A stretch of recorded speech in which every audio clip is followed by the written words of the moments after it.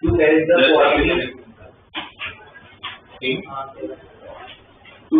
quality of electric bulbs produced in a factory, 2 bulbs are randomly selected from a large sample. ठीक है, 9 है ना, 9 To test the quality of electric bulbs produced in a factory, 2 bulbs are randomly selected from a large sample without replacement. If either bulb is defective, the entire lot is rejected. Suppose a sample of 200 bulbs contain 5 defective bulbs. Find the product that the sample will be rejected. आपको क्या बोला गया है? आपके पास बहुत सारे bulb पड़े हुए हैं, उसमें से रेंडमली आप सिलेक्ट करो, कितने सिलेक्ट करो? 2 बल्ब। क्वेश्चन अगर आप देखो तो बहुत सिंपल सा है, मेरे पास बहुत सारे बल्ब है, उसमें से मैं 2 बल्ब उठा रहा हूँ, एक भी डिफेक्टिव आया तो पूरा लॉट रिजेक्ट कर दिया जाएगा, राइट? तो आप लोगों को बोला गया कि कितने बल्ब का सैंपल है? 200 बल्ब, और उस पूरे 200 में से डिफेक्टिव कितने? 5। तो आपका पूरा जो लोड है वो रिजेक्ट होने के चांसेस क्या क्या है? कब रिजेक्ट हो सकता है? आपने तो दोनों एक साथ ही उठाया, उसमें पहला दूसरा से कुछ नहीं, तो कैसे रिजेक्ट हो सकता है? एक डिफेक्टिव, दोनों डिफेक्टिव है, बस हो गया, खत्म हो गया स्टोरी। एक डिफेक्ट होगा तो भी रिजेक्ट, 2 डिफेक्ट होगा तो भी रिजेक्ट। एक डिफेक्ट होने को लेके 5C1 और एक अच्छा आया होगा तो 195C1 डिवाइड बाय 200C2, और दोनों डिफेक्टिव 5C2 बाय 200C2, इसको सॉल्व करना यही नहीं है। वैसे इसमें से मैं माइनस हो जाए, इससे इसकी जगह पर मैं ये करूंगा 1 माइनस, दोनों अच्छे आ गए, दोनों अच्छा आएगा तो रिजेक्ट नहीं होगा, बाकी तो सारे केस में रिजेक्ट होने। तो 195C2 upon 200C2, 1 minus 195 into 194 divided by 200 into 199।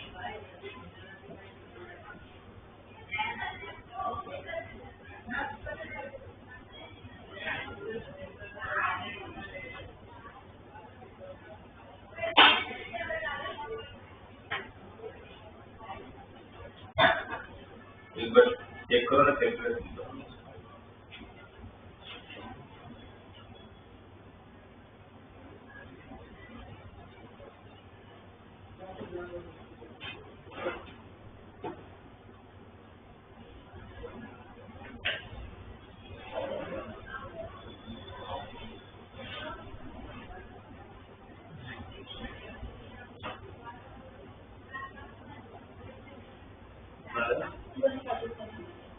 ये ऊपर का सिर्फ 141।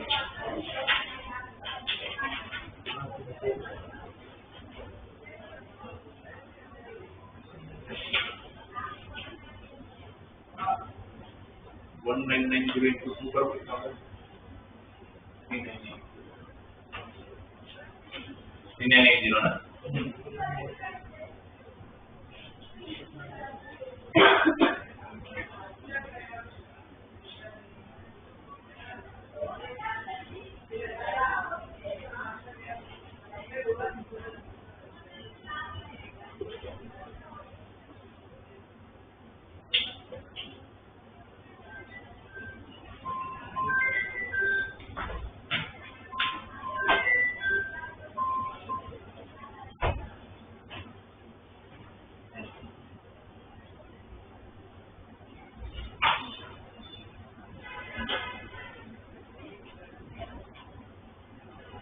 अच्छा, यहाँ पे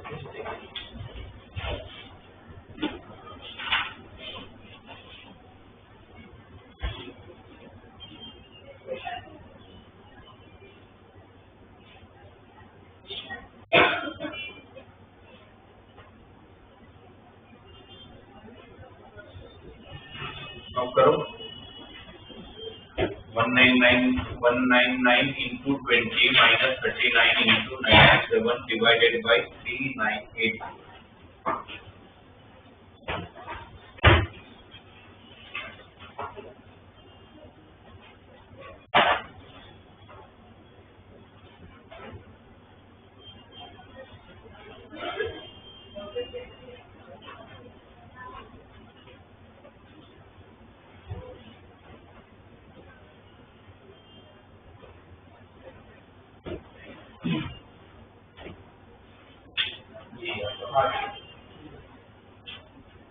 कि आप तो इसका रिजेक्ट नहीं होगा, देखिए रिजेक्ट नहीं होगा।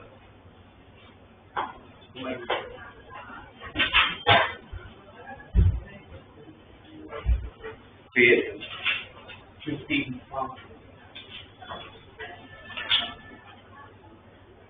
let A and B be the two independent probability of the simultaneous occurrence was made। ठीक, आपको दिया क्या है? आपको दो चीजें दिया हुआ है। पहला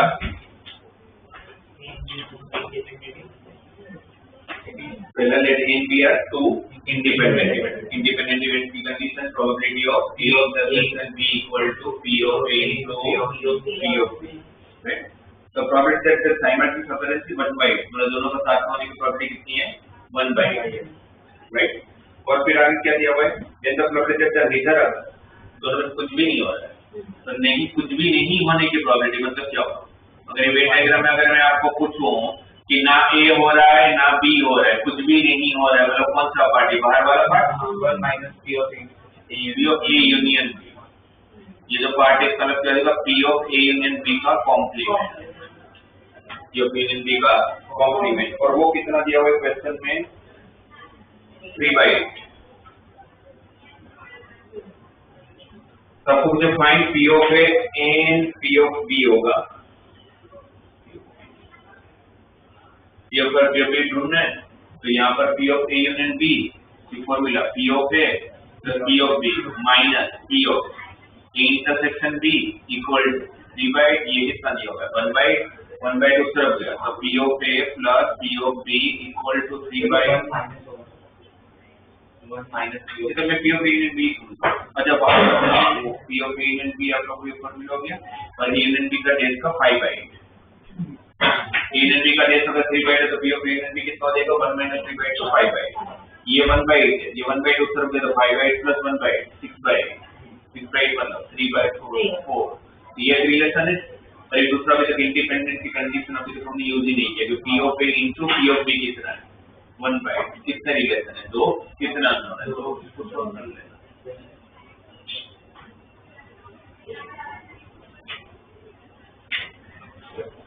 28 क्रिटिक रिव्यू 28 ना हो गया 31 28 ठीक है। 28 3 क्रिटिक रिव्यू को odds in favor of the book। कल ही मैंने odds in the favor बताया। odds in the favor क्या होता है? P of the favor P of B। तो इसका मतलब अगर आपको 28 में फर्स्ट क्रिटिक का odds in the favor of the book are 5:2 4:3 and 3:4 respectively for the 3 critics। तो फर्स्ट क्रिटिक का P of A upon P of A dash odds in favor P of A upon P of A dash कितना दिया हुआ है? 5/2। फिर P of P upon P of B dash कितना दिया हुआ है? 4/3। then P of C upon P of C dash 3/4 कितना दिया? 3/4 करेक्ट। तो P of A upon P of A dash अगर 5/2 है तो P of A dash मतलब कितना? 1 minus P of A। तो इसको सॉल्व करोगे आप क्रॉस मल्टीप्लाई तो P of A कितना देगा? 5/7। P of A कितना देगा? 5/7। फिर P of B dash को क्या लिखोगे? 1 minus P of B और इसको सॉल्व करोगे तो P of B कितना आ जाएगा? 4/7। फिर P of C upon 1 minus P of C equal to 3/4। तो P of C कितना आ जाएगा? 3/7। P of A आ गया, P of B आ गया, P of C आ गया। करेक्ट। अब आप लोगों को क्या पूछा गया क्वेश्चन के बाद? Find the process the majority are in the favour of the book. Majority कब फेवर में होगा? या तो दोनों 3 फेवर में या तो 2 फेवर में। इसका मतलब कि तीनों फेवर में तो 2 केस कौन से 2 केस? कौन से 2 केस बनेंगे? P of A into P of B into P of C plus P of A into P of B into P of C dash plus P of A into P of B dash into P of C plus P of A dash P of B into P। ये तीनों की value है, तीनों की value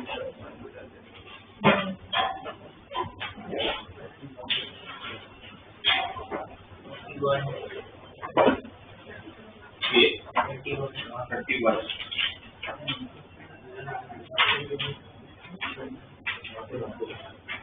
question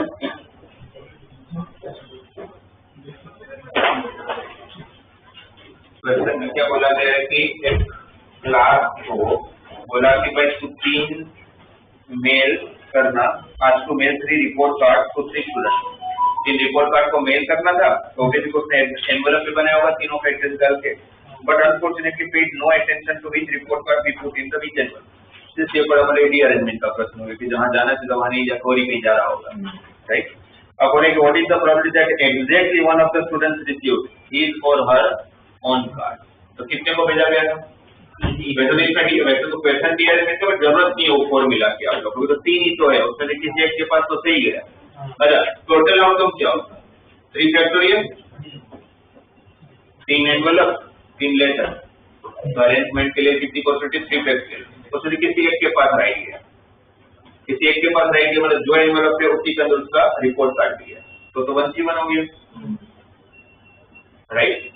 A B C और उसके corresponding letter को अगर स्मॉल ए स्मॉल बी स्मॉल सी करूँ तो पहले 3 में से कोई एक सही जगह पर गया तो वो सिलेक्ट कर लेते हैं कौन सा सही जगह पर गया, तो 3C1।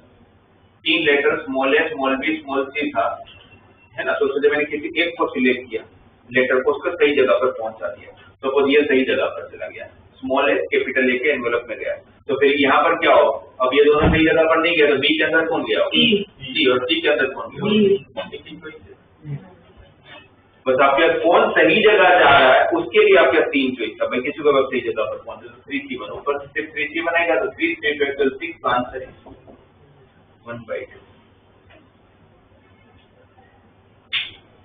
पर ये तो बहुत 3 एनवेलप का, अगर ये ज्यादा का होता तो आप कहते कि 10 लेटर या 6 लेटर, तो को 6 लेटर दिया, 6 रिपोर्ट कर दिया, फिर जाके मेल कर दो, उसने देखा ही नहीं था, है ना, अटेंशन दिया नहीं तो पैसे डाल दिया रेंडमली। एक कोई सही है, सही रिपोर्ट कार्ड मिला, उसकी प्रोबेबिलिटी एक तो पैसे सिलेक्ट करते हैं, तो टोटल आउटकम क्या होगा? पहले तो 6 रिपोर्ट कार्ड से एनवेलप 6 फैक्टोरियल, 6 में से कोई एक राइट गया तो 61, बाकी 5 राइट उसमें नहीं गए तो 5 के लिए क्या यूज करूंगा? क्या था फॉर्मूला?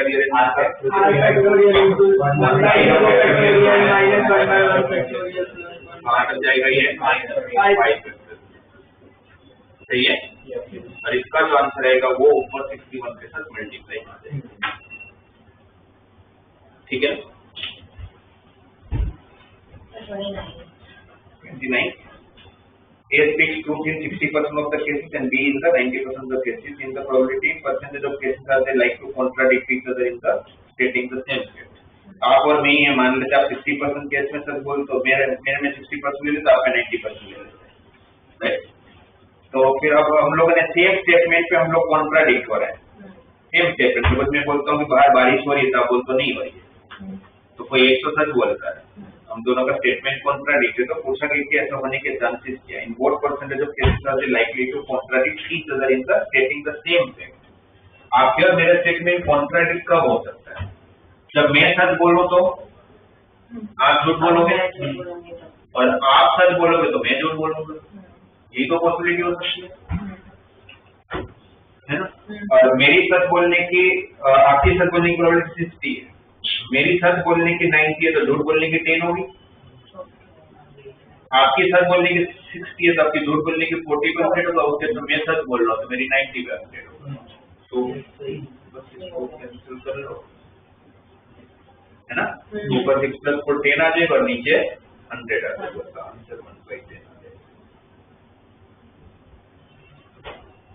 जैसे अभी पहले 36 42 36 + 6 42/100 तो 21/100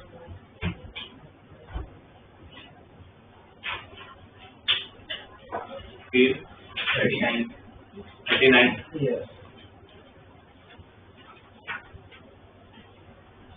Find the probability that the birthdays of 6 different persons will fall in exactly 2 calendar months. Total outcome बताओ।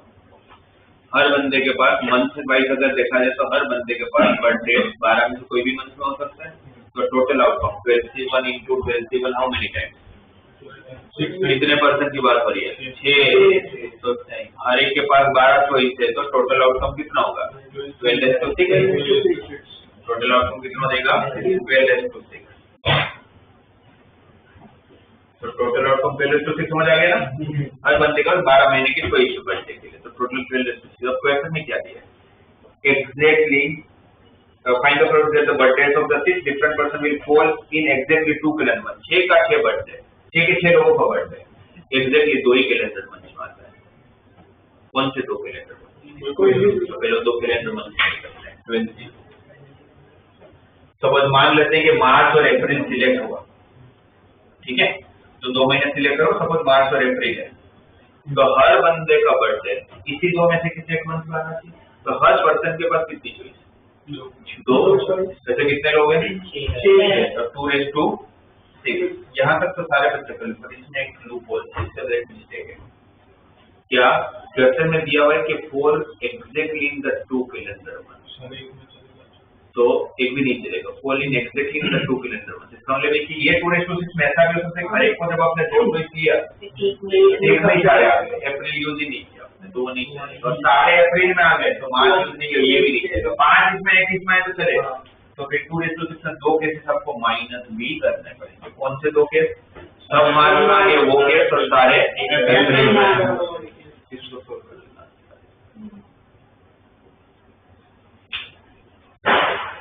नेक्स्ट 16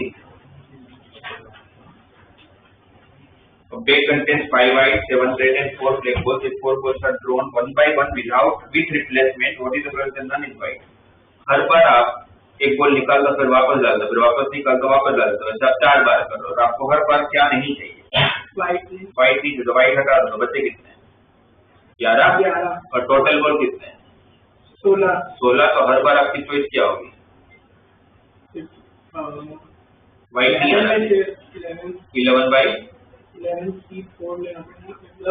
के बाद एक निकाल दो आप।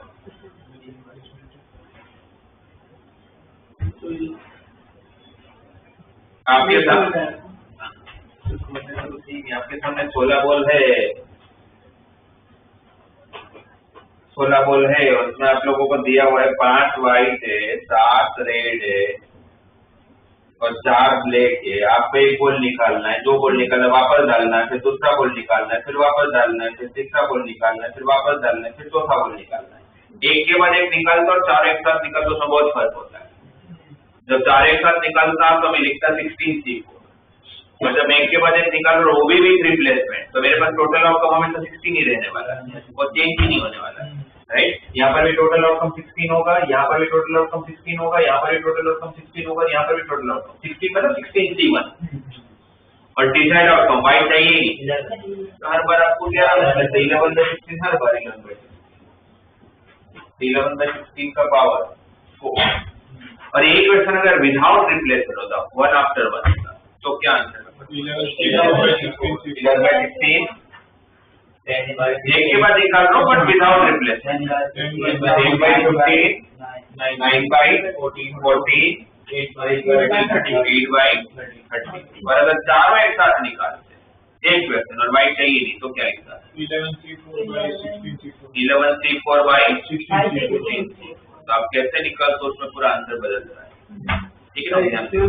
थॉट ऐसा है कि जैसे अगर हम एक बॉल निकाल दें तो एक बॉल के हिसाब से पॉसिबिलिटी कैसे बनेगी कि अगर एक वाइट आ गई, वाइट आनी नहीं है, नहीं मतलब टोटल पॉसिबिलिटी के हिसाब से मतलब प्रोबेबिलिटी और टोटल पॉसिबिलिटी करेंगे तो उसमें जैसे सारे केसेस लिखे और उसके बाद ऊपर वाला जो केस होगा उसमें जो सारी पॉसिबिलिटी कितने कैसे लिखूंगा?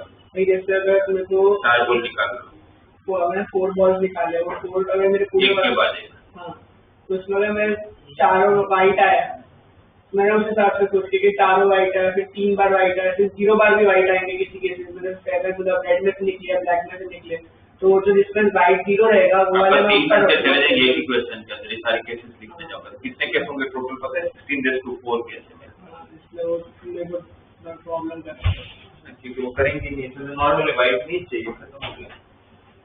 40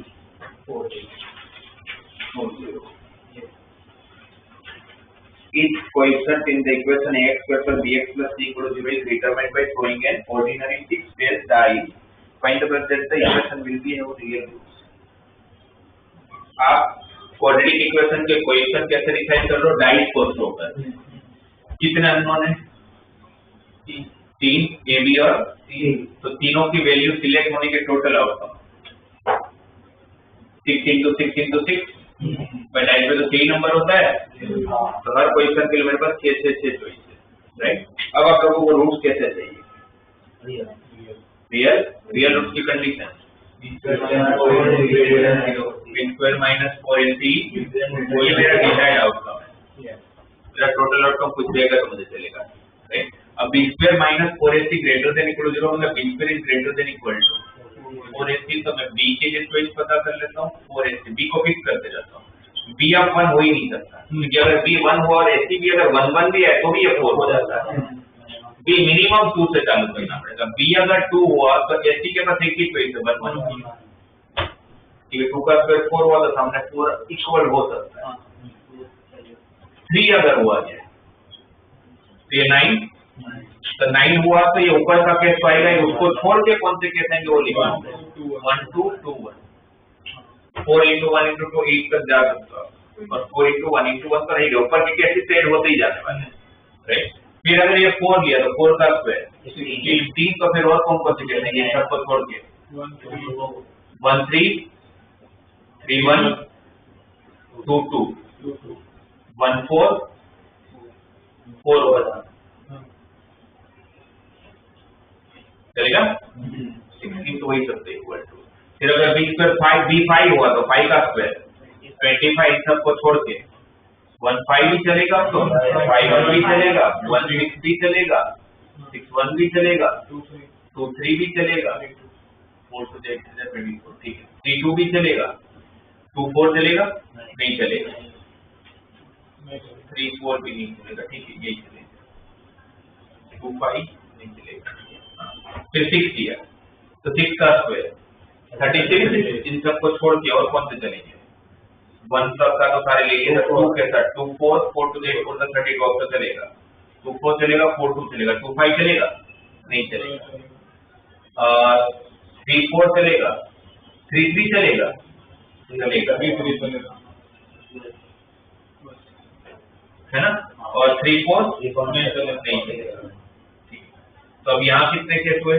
x, यहाँ पर 2 + 1 3, 3 + 4 5 6 7 8, 8 के साथ 9 10 11 12 13 14 14 15 16 17, ठीक है ना। टोटल कर लेंगे तो 3 + 1 4 12 26 43 हो रहा है ना। तो अगर कैलकुलेशन मिस्टेक नहीं है काउंटिंग में तो 43/2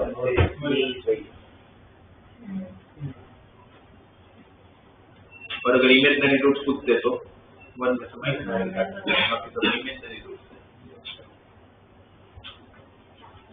क्योंकि इक्वल रूट पीछे भी आ गया था। और भी बात सेम ही आप देखोगे ऐसे कर लेना। और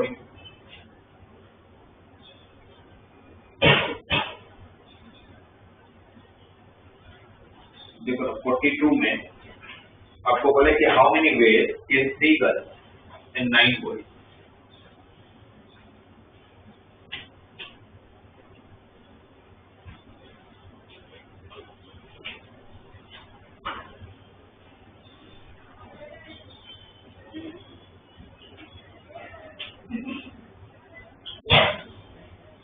In how many ways can 3 girls and 9 boys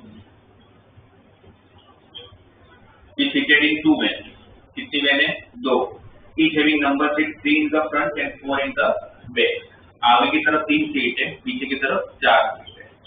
total 2 van है और लोग 12 है, बट वैन के अंदर जगह 7 + 7 14 है। Each having number 3 in the front and 4 in the back. How many sitting arrangements are possible if 3 girls should sit together in a back row on adjacent seats? तो आपको बोला है कि आपको इस तरह से अरेंज करना है। इसमें 2 क्वेश्चन आंसर एक पे दिए।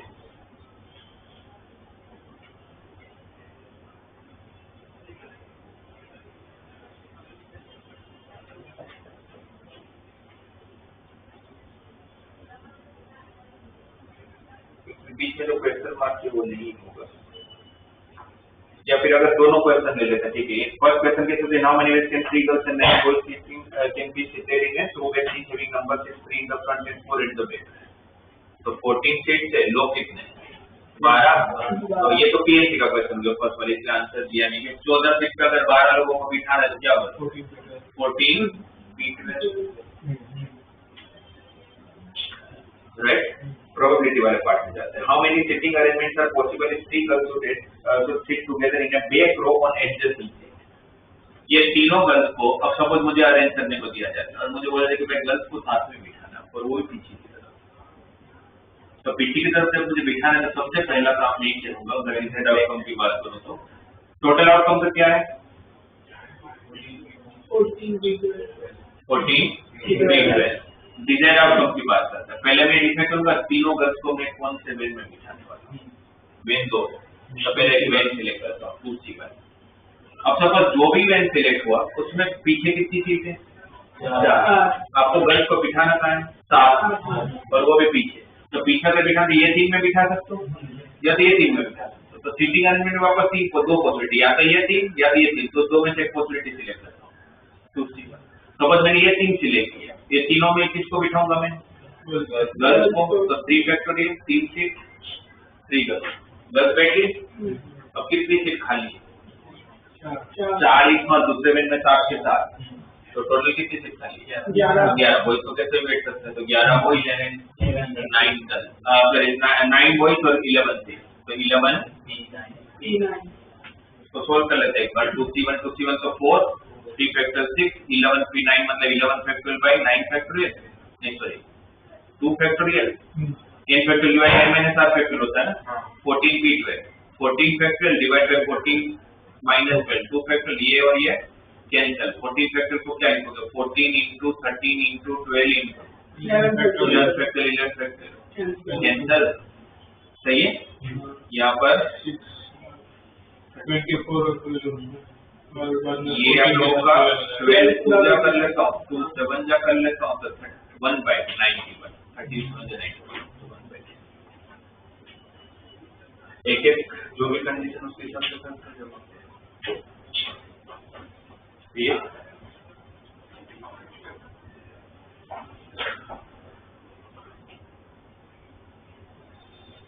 और फिर हो गया बाकी सारे। हाँ यहाँ पे किया DPP 2 तो आप लोगों ने कंप्लीट करी है। DPP 3 जो है वो आप लोगों का बेसिकली वो सारे जो डिस्ट्रीब्यूशन वाले क्वेश्चन उसी के बेस पर है। DPP 4 जैसे बच्चे तो 10 क्वेश्चन है, बट ये सब भी वही है PNC जैसे। तो कल जब ये जो हम लोग बात कर रहे थे डिस्ट्रीब्यूशन वाला, तो आप लोग की समझ में आ गई कि बाइनोमियल डिस्ट्रीब्यूशन कब यूज करने जब आपको एग्जैक्टली पता हो कि कितनी बार आपको सक्सेस चाहिए। प्रोबेबिलिटी डिस्ट्रीब्यूशन का टेबल कब बनाना जब मुझे ये नहीं पता हो कि मुझे ये पता है कि सक्सेस क्या बट कितनी बार चाहिए, ये नहीं मैं पूरा टेबल बना के दूंगा, ठीक है।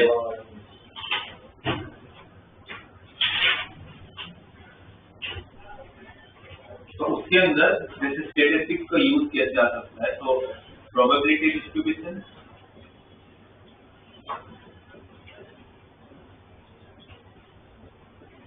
आपको 11 का सेट थोड़ा जो याद है कि पूरा भूल गए।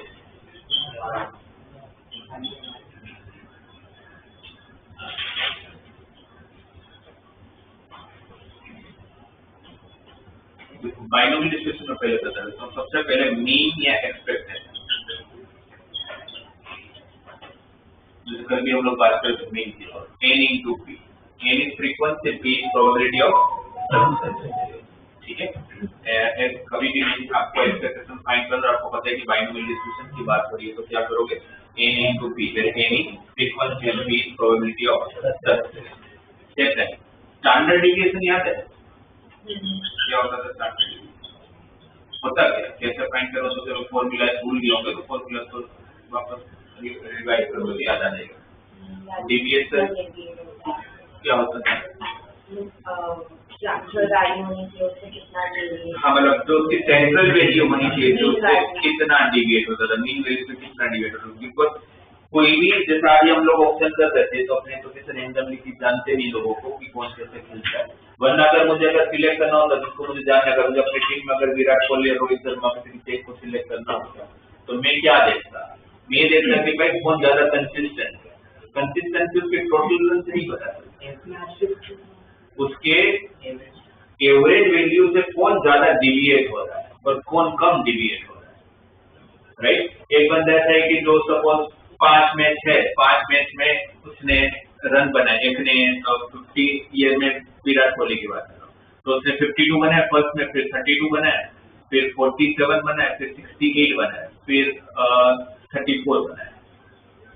उसके सामने रोहित शर्मा, उसने पहले मैच में 103 बनाया, फिर दूसरे मैच में 2 में आउट हो गया, तीसरे मैच में 1 में आउट हो गया, फिर चौथे मैच में वापस 137 बना दिया, और फिफ्थ मैच में सपोज उसने 13 रन बनाए, या मान लेते 213 बनाए,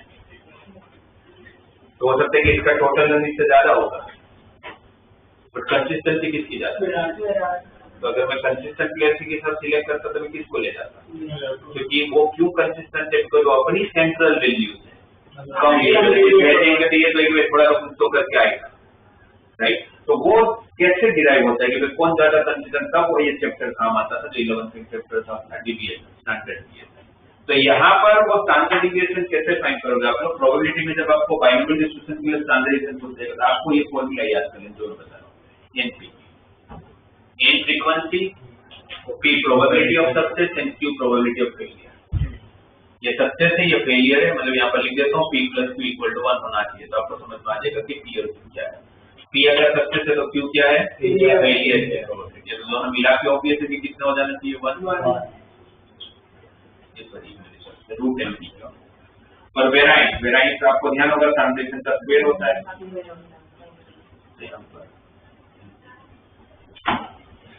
है ना। वेरिएंस क्या होता है? स्टैंडर्डाइजेशन का होल स्क्वायर, तो रूट एनपीयू का स्क्वायर क्या हो जाएगा?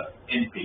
तो अगर आप लोगों को दिया जाए कि बाइनोमियल डिस्ट्रीब्यूशन, और नॉर्मली बाइनोमियल डिस्ट्रीब्यूशन को लिखते हैं B of N comma P, N frequency बताता है, पी प्रोबेबिलिटी ऑफ सक्सेस बताता है। तो अगर मुझे दिया जाता है कि कोई बाइनोमियल डिस्ट्रीब्यूशन के अंदर मेरा मीन जो है वो 4 है और मेरा स्टैंडर्ड डिविएशन जो है वो सपोज 2 यूनिट है, राइट।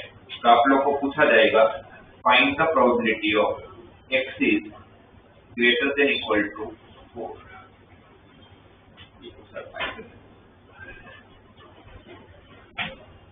इसका मतलब ये हुआ कि आपको प्रोबेबिलिटी फाइंड करके देने कि आपको सक्सेस 4 या 4 से ज्यादा बार मिल रहा है। x क्या बताता है? Number of success. किससे ज्यादा होना चाहिए? 4 से। पर मुझे तो ये नहीं पता कि मैं इवेंट पर कितनी बार, तो मेरे सक्सेस की प्रोबेबिलिटी कितनी, तो दिया ही नहीं है, वो मिलेगा यहाँ से। बाइनोमियल का मीन अगर 4 है तो मुझे फॉर्मूला याद है कि मीन से एनपी होता है और स्टैंडर्ड डिविएशन रूट एनपी के, तो दोनों सेम हो जाएंगे। इसको वेराइंस ले लेते हैं। तो वेराइंस क्या होता है? एनपी, क्योंकि वो कितना दिया हुआ है? 2, एनपी 4 है, क्यू हो जाएगा हाफ, क्यू हाफ हो गया तो पी भी हो जाएगा हाफ, पी हाफ हो गया 10 हो गया 8। तो मैं काम कितनी बार कर रहा हूँ? 8 बार। उससे मुझे सक्सेस मिलने के चांसेस कितने? 50%, और फेलियर के भी 50%। तो मुझे कितनी बार सक्सेस चाहिए? 4 या 4 से ज्यादा बार। तो पहले अगर 4 सक्सेस के लिए सोचूं तो कौन से 4? कोई नहीं था, तो 4 सिलेक्ट कर लेता हूँ, फिर 4 बार सक्सेस की प्रोबेबिलिटी 1/2/4, तो बाकी 4 बार फेलियर। फिर 5 बार सक्सेस, कौन से 5? भाई कोई भी 5 बार सक्सेस तो 3 बार फेलियर। फिर 6 बार सक्सेस तो 86 into 1/2/6 into 1/2/2। अच्छा अभी और भी आएगा 87, 88 वाला। तो बाइनोमियल डिस्ट्रीब्यूशन का मीन, स्टैंडर्ड डिविएशन और वेरिएंस की फॉर्मूला आपको ध्यान रखना, ठीक है। वैसे प्रोबेबिलिटी डिस्ट्रीब्यूशन, मतलब प्रोबेबिलिटी डिस्ट्रीब्यूशन कैसे पूरा टेबल बनता है, और पूरे टेबल में आप जब मीन फाइंड करते हो या एक्सपेक्टेशन फाइंड करते हो, नॉर्मली किसी का भी मीन का मतलब क्या होता है? नॉर्मल एवरेज, मतलब sum of all the observation divide by, जिसमें डिस्क्रीट होता था, जिसमें फ्रीक्वेंसी दिया होता था, तो उसका मीन कैसे निकालते थे? डिस्क्रीट सीरीज याद है, जिसमें फ्रीक्वेंसी नहीं देते थे कि भाई 1 मार्क वाले 4 स्टूडेंट थे, 2 मार्क वाले 3 स्टूडेंट थे, 3 मार्क वाले 7 स्टूडेंट थे, तो जिसमें XI भी दे देते थे, FI भी दे देते थे कि भाई 5 मार्क की टेस्ट होती है, 0 मार्क वाले 3 स्टूडेंट थे, 1 मार्क वाले 6 स्टूडेंट थे, 2 मार्क वाले 8 स्टूडेंट थे, 3 मार्क वाले 5 स्टूडेंट थे, 4 मार्क वाले 3 है, 5 मार्क वाला 1 है। अब मुझे फाइंड करना तो पूरे क्लास की फ्रीक्वेंसी, पूरे क्लास का एवरेज कितना है, तो कैसे करोगे? 0 मार्क वाले 3 स्टूडेंट थे, 1 मार्क वाले 6 स्टूडेंट थे, तो टोटल मिलके तो 1:6 हो जाएगा। 1 मार्क वाले 6, आपका एवरेज आपको पता है कि सम ऑफ ऑल द ऑब्जर्वेशन मतलब पूरे marks divide by total number of student. तो टोटल मार्क कैसे पता चलेगा? 1 मार्क वाले 6 स्टूडेंट थे, तो 1 + 1 + 1 6 बार आएगा। 2 मार्क वाले 8 स्टूडेंट, तो टोटल मार्क कितने हो गए उनके? 16। तो मतलब बेसिकली हम क्या करते थे कि FI करते थे, सही है ना? और फिर फॉर्मूला लगाते थे F bar = sigma FI XI divided by sigma FI मतलब सारे नंबर ऑफ स्टूडेंट होते। ये फॉर्मूला यहाँ पर एक्सपेक्टेशन की फॉर्मूला होती है सिग्मा PI XI, बस इसमें डिवाइड बाय कुछ नहीं आता क्योंकि PI में आप ऑलरेडी टोटल आउटकम से डिवाइड कर देते हो, वापस थोड़ी ना डिवाइड करोगे। तो sigma FI XI divide by sigma FI था क्योंकि डिवाइड करना पड़ता था टोटल आउटकम। जब आप प्रोबेबिलिटी लेते हो तो आप डिवाइड कर चुके हो ना, इसलिए वापस डिवाइड नहीं हो रहा है। जब हम प्रोबेबिलिटी डिस्ट्रीब्यूशन का टेबल बनाते तो पहले XI निकालते हैं। XI मतलब क्या होता है? Number of success. बाजू में उसकी प्रोबेबिलिटी निकालते हैं और एक कॉलम आपको बनाना है जिसका PI × XI और उन सबका टोटल करना है, ठीक है? जैसे कल वो वाला कैसीनो वाला क्वेश्चन किया, उसमें 10,000 8,000 6,000 वो मैंने लिख दिया था XI, उससे सबने प्रोबेबिलिटी फाइंड किया था हमने, 3 बार हेड आने का, 2 बार हेड आने का, फिर दोनों को मल्टीप्लाई कर लेते तो मुझे एक्सपेक्टेशन मिल गई, ठीक है? यहाँ पर स्टैंडर्ड डिविएशन, इसका स्टैंडर्ड डिविएशन की फॉर्मूला क्या थी अगर याद हो? ऐसा आप लोगों को याद नहीं है। Sigma FI XI square divided by sigma FI minus sigma FI XI divided by sigma FI पूरे का होल स्क्वायर, ये फॉर्मूला। इसमें सेम टू सेम फॉर्मूला, बस नीचे सिग्मा FI आप डिवाइड नहीं करोगे क्योंकि FI की जगह पर PI, तो sigma PI XI square minus sigma PI XI का स्क्वायर। तो कितने कॉलम बनेंगे अगर किसी भी प्रोबेबिलिटी स्क्वायर का अगर मुझे स्टैंडर्ड डिविएशन फाइंड करना होगा तो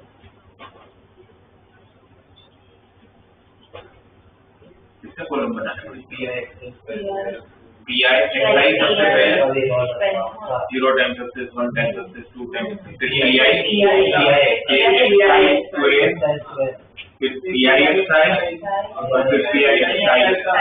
इसका टोटल यहाँ डालूंगा, इसका टोटल यहाँ डालूंगा। ये स्टैंडर्ड डिविएशन हो गया। तो वेरिएंस में क्या करोगे? इसका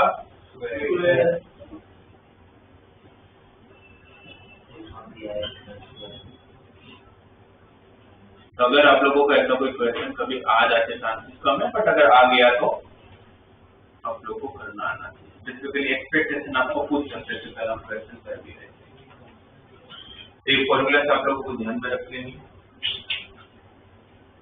अच्छा, आप अगर ये डाउट आता है कि सर ये कैसे पता चलेगा ऊपर की फॉर्मूला लगाने के नीचे की, तो क्वेश्चन में दिया होता है कि प्रोबेबिलिटी डिस्ट्रीब्यूशन की बात हो रही है कि बाइनोमियल की बात हो रही है, वो क्वेश्चन में दिया होगा आपको। मतलब मेंशन हो जाता है कि प्रोबेबिलिटी डिस्ट्रीब्यूशन इस तरह बाइनोमियल। हाँ, होती है देंगे। जैसे आपको पता चल जाएगा जब 29 क्वेश्चन देखो DPP3 का,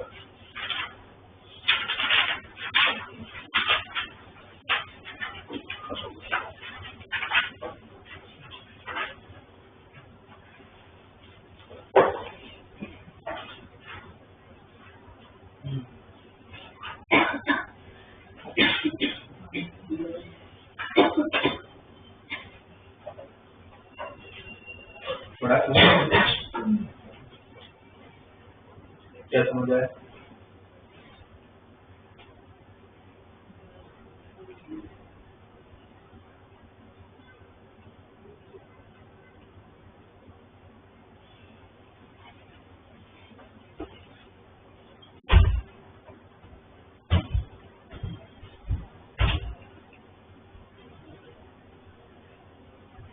दस आइटम है उसमें से 3 डिफेक्टिव है राइट। और हम उसमें से कोई चार सिलेक्ट करेंगे। The sample of 4 items can be drawn at random. 4 निकालता है ना। 10 में से 3 डिफेक्टिव है, 7 अच्छे हैं, उसमें से 4 सैंपल हम लोग 4 आइटम से रैंडमली सिलेक्ट करते हैं। Let the random variable x denote the number of defective items. एक किसको डिनोट कर रहा है? Number of defective items. If the item is in the sample are drawn one by one without replacement. आप लोग without replacement select करो, वो भी एक के बाद एक। तो आपका यहाँ पर प्रोबेबिलिटी डिस्ट्रीब्यूशन का टेबल कैसे बनेगा? आप लोग मुझे बताओ, xi में क्या लिखूं, फिर xi में क्या आएगा, फिर pi में क्या आएगा। और आपके लिए x जो है वो उसमें से जो डिफेक्टिव आइटम्स आते हैं उसकी प्रोबेबिलिटी की बात होती है, ठीक है। x denote the number of defective items in the sample. तो आपने कितने सैंपल उठा रहे की बात है? 4। तो क्या क्या पॉसिबिलिटी हो सकती है? 0 defective, 1 defective, 2 defective, 3 defective, 4 defective. 4 वैसे 4 डिफेक्टिव हो सकते हैं, बट है नहीं 4 डिफेक्टिव। डिफेक्टिव है कितने? 3 ही। तो इसका मतलब क्या है कि चारों का डिफेक्टिव नहीं आया। अब आप लोग इसमें से ले कैसे रहे हो? चारों एक साथ ले रहे हो या एक के बाद एक ले रहे हो? उसको देखने का फिर 1 by 1, वो भी विदाउट रिप्लेसमेंट। तो 0 डिफेक्टिव मतलब चारों बार अच्छे है, अच्छे है कितने? 7। तो पहली बार जब निकालोगे 7 by 10, फिर 6 by 9, 6 by 9, 5 by 4 by 7, ठीक है। फिर एक डिफेक्टिव, एक डिफेक्टिव। तो कैसे करेंगे एक डिफेक्टिव के लिए? कोई भी डिफेक्टिव तो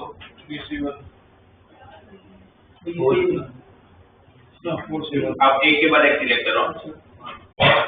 अब एक के बाद अगर एक सिलेक्ट कर रहे हो तो फिर क्या कैसे लिखो? सबसे पहले हो सकता है कि मेरा पहली बार में डिफेक्टिव आ गया और बाकी 3 अच्छा है, हो सकता है दूसरी बार डिफेक्टिव है बाकी 3 अच्छा है।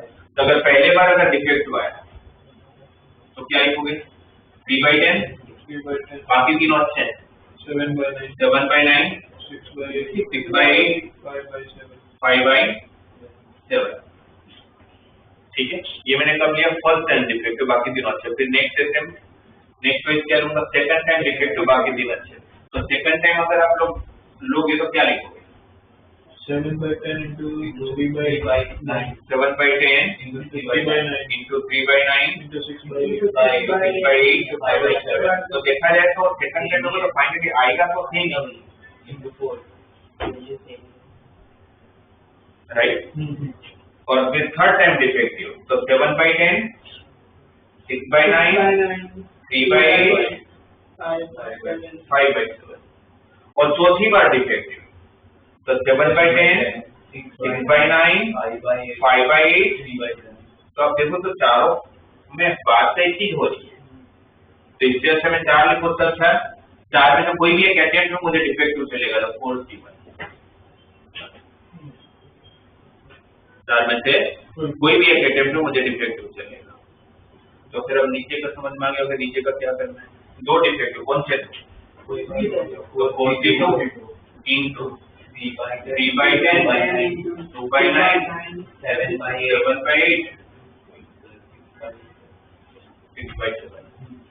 फिर तीनों defective 43, 3 by 10, 2 by 9, 2 by 9, 1 by 8, 7 by 6, 7 by 7। ये आपका टेबल बना, राइट। सबसे पहले पूछा था कि आप लोग टेबल बना के दो, ठीक है। ये टेबल बना के दिया होगा, तो टेबल बना के देने के बाद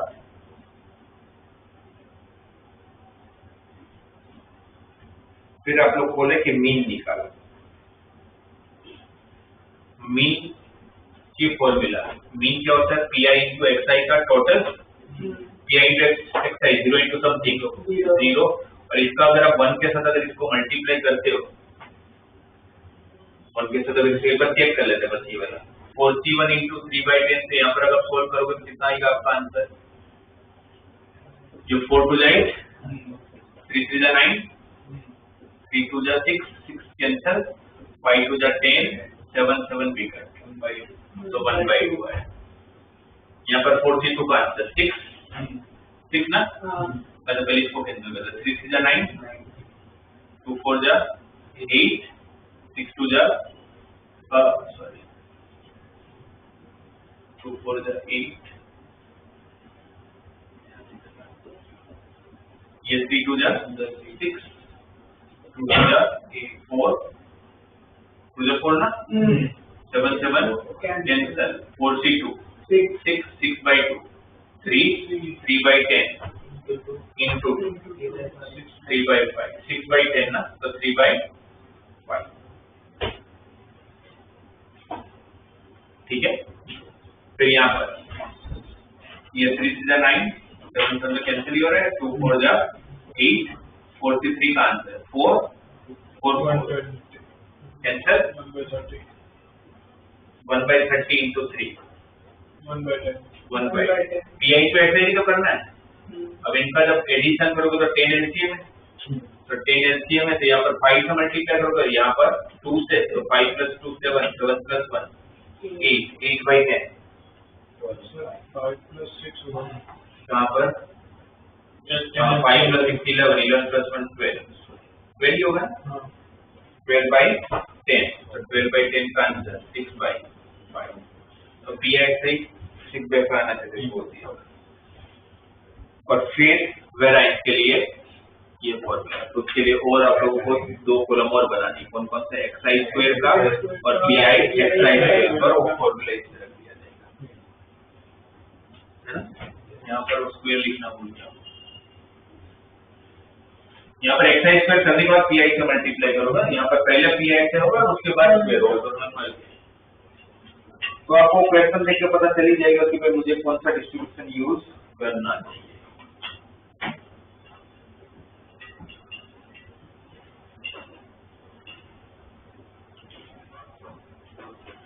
इसके अंदर इस तरह के क्वेश्चन भी, क्वेश्चन नंबर 19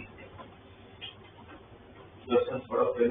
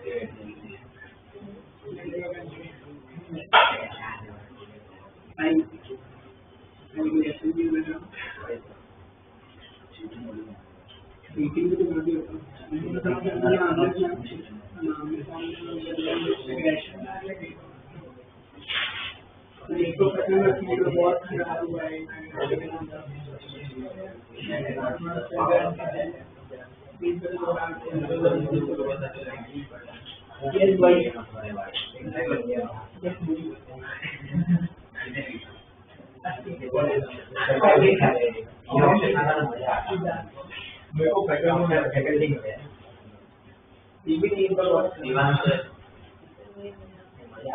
मेरे को और वो आरव चोपड़ा को दोनों कैसे बता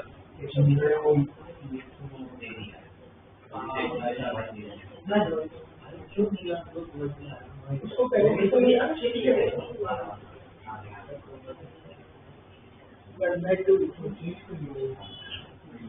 बॉलीवुड में से क्यों कर दिया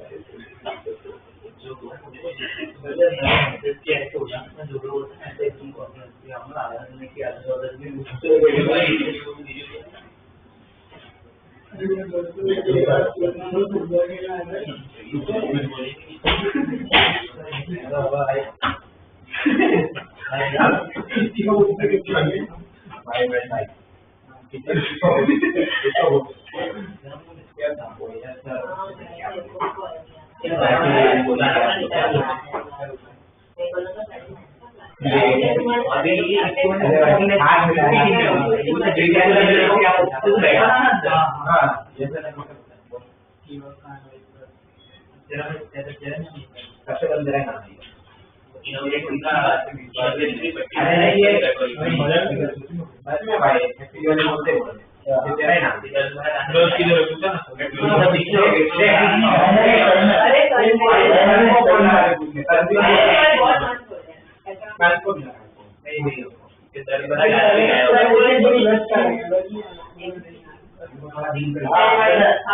हमने बोला कि DYT कर रहा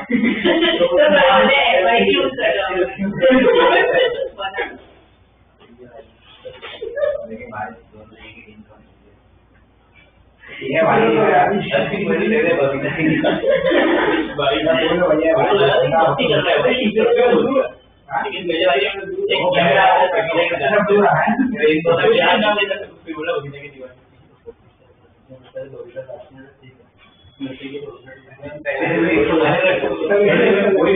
मैं तो मूवी से पहले जी लाइट आइए थोड़ा बांधो पड़ा मूवी से आगे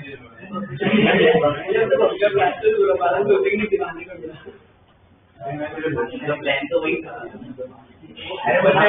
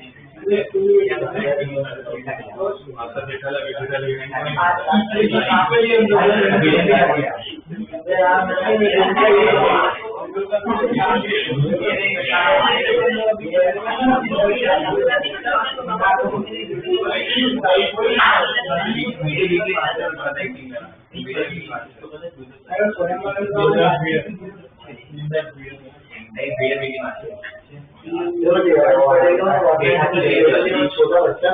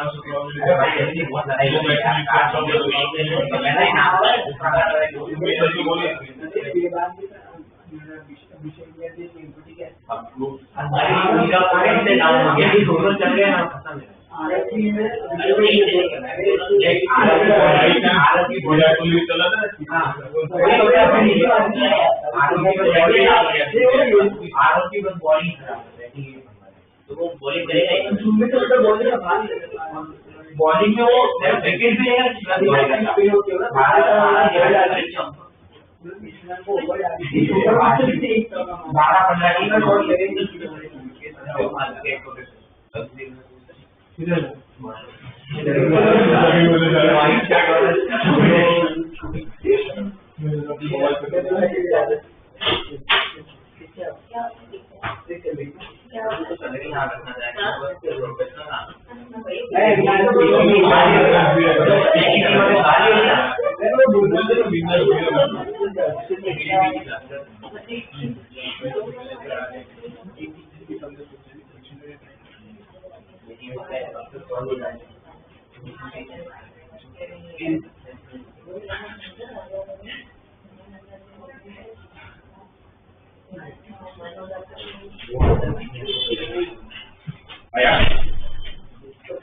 आगे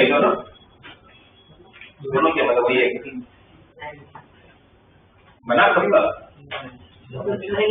हाँ The probability of a man hitting a target is 1/2. भाई कोई मैन अगर अपना टारगेट हिट करने की ट्राई करता तो 50% चांस है टारगेट हिट हो जाएगा. How many times must he fire? उसको कितनी बार फायर करना पड़ेगा so that probability of hitting the target at least one. At least one है तो दिमाग में सबसे पहले क्या आता है? At least one का उल्टा क्या होगा? ये कम से कम एक बार टारगेट हिट होना तो उसका उल्टा क्या होगा? एक भी बार टारगेट हिट नहीं हो रहा है. सपोज उसने 8 टाइम फायर किया, एक भी बार टारगेट हिट नहीं हुआ. टारगेट हिट होने की प्रोबेबिलिटी कितनी? 1/2. नहीं होने की भी कितनी होगी? 1/2. और ऐसे एक भी बार नहीं हो रहा है. और सपोज 8 टाइम करा तो 1/2 1/2 1/2 1/2 10 टाइम. ये वो मिला जब उसका टारगेट हिट हो ही नहीं रहा एक भी बार. और ये तो आपको नहीं चाहिए तो 1 में से माइनस. और इसका आंसर उन्होंने बोला कि ग्रेटर देन 90% हो जाती है. तो this one is greater then 90%. तो इसको सोल्व करना है. तो ये 9/10 को सब्ट्रैक्ट करो तो 1 - 9/10 greater than 1/2 raise to n. 1 raise to 1 ही होगा. क्रॉस मल्टीप्लाई कर लूंगा तो 2 raise to n is greater than 10. तो 2 रेज़ टू n को अगर ग्रेटर देन 10 होना है तो n की वैल्यू क्या क्या पॉसिबल? 4 5 6 सारे चलेंगे. एटलीस्ट वन मतलब उल्टा लेना चाहिए आपको और टोटल में से माइनस. एटलीस्ट 4 शॉट तो आने पड़ेंगे. मिनिमम 4 अगर वो फायर करता है तो उसका चांसेस ये कि 90% सक्सेस मिले उसको.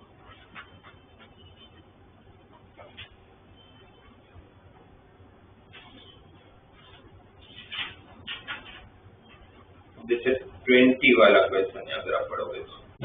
Assuming that half the population are consumers of chocolate, so that the chance of an individual being a consumer is 1/2. And assuming that 100 investigators each take 10 individuals to see whether they are consumers or not, how many investigators would you expect to report that 3 people or less were consumers? क्या बोला हुआ है question में? भाई कोई भी बंदे को आप रैंडमली सिलेक्ट करते हो तो चॉकलेट खाता होगा कि नहीं खाता होगा उसके चांसेस 50%. खाने की 50%, नहीं खाने की भी 50%. एक इन्वेस्टिगेटर जाकर 10 को इन्वेस्टिगेट करते हैं. ऐसे मैंने 100 इन्वेस्टिगेटर हायर किया, सबको भेजा मार्केट में जाके बताकर. और हर एक को कितने को इन्वेस्टिगेट करना है? 10. पूरा दिन में जाके 10 को इन्वेस्टिगेट करेंगे, फिर रात को आके शाम को आके रिपोर्ट देंगे मुझे. तो जब मुझे रिपोर्ट देते हैं तो मेरे how many investigators would you expect, मतलब मुझे क्या एक्सपेक्टेशन रखना चाहिए इन रिपोर्ट दैट 3 पीपल और लेस वेर कंज्यूमर्स. कि जो भी मुझे रिपोर्ट दिखा रहा है या लिखा रहा है कि 3 या 3 से कम लोग कंज्यूमर्स होंगे, उसकी प्रोबेबिलिटी कितनी होगी ये ढूंढना है. तो कैसे करें?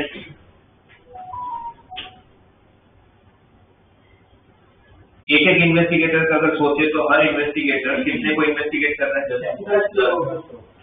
और मुझे अपने रिपोर्ट में कितने कंज्यूमर चाहिए? 3 या 3 से हम पहले 3 की बात करते हैं. 10 से 10 को उसने इन्वेस्टिगेट किया, उसमें से 3 लोग कंज्यूमर है. कौन से 3? कोई भी 3 को सिलेक्ट कर लेते हैं. 10 से 3 वो चॉकलेट खाते हैं कंज्यूमर और प्रोबेबिलिटी हाफ भी ऐसा 3 बार हुआ तो 7 बार. 7 ऐसे लोग होंगे जिसने चॉकलेट नहीं खाते. 3 खा रहे तो 7 नहीं खाएंगे ना. फिर 2 खा रहे हैं, लेस देन 3 चाहिए. 10 से 2 तो 2 ने खाया तो 8 ने नहीं खाया. फिर 1 ने खाया तो 9 ने नहीं खाया. फिर 10 से 1 ने भी नहीं खाया. जो भी 10 इन्वेस्टिगेटर कोई भी चॉकलेट नहीं खाता. 1/2 अब हर एक में देखोगे तो 1/2 तो हर एक में से कॉमन निकलेगा. जब मैं टोटल करूंगा तो 1/2 सब में कॉमन और यहाँ पर बचेगा 10C3 + 10C2 + 10C1 + 10C0. Right. 10C3 120, 10C2 45, 10C1 10, 10C0 1 divided by 2:10 1002. 120 + 45 165, 175, 176 divided by 1024. Correct. ये एक बंदे का हुआ, एक इन्वेस्टिगेटर को, एक बंदे को एक इन्वेस्टिगेटर को. ऐसे मैंने कितने को भेजा? 100. एक ने मुझे ऐसा रिपोर्ट दिया जो मुझे चाहिए, फिर दूसरे ने दिया उसको भी ऐसा ही चाहिए मेरे को. तो फिर मेरी एक्सपेक्टेशन जो होगी मुझे जो चाहिए वो मिल जाएगा. वो एक के पास इतनी है, जैसे मेरे पास 100 लोग हैं, तो 100 into 176 divided by 1004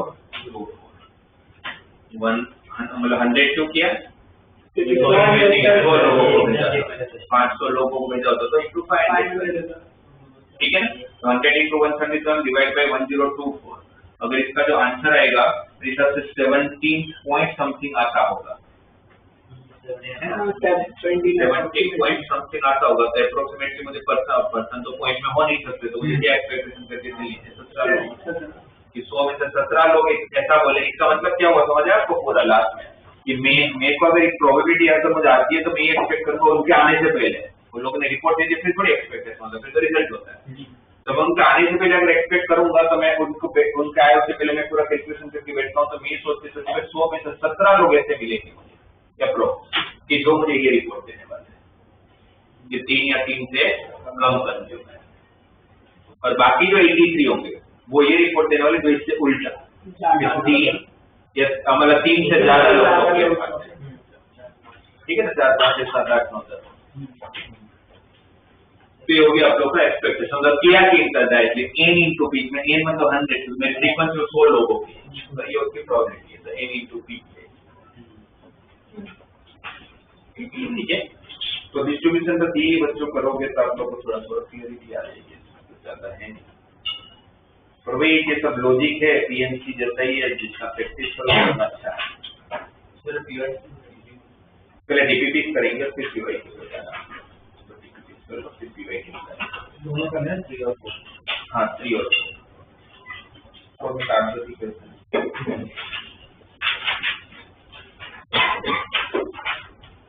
ठीक है।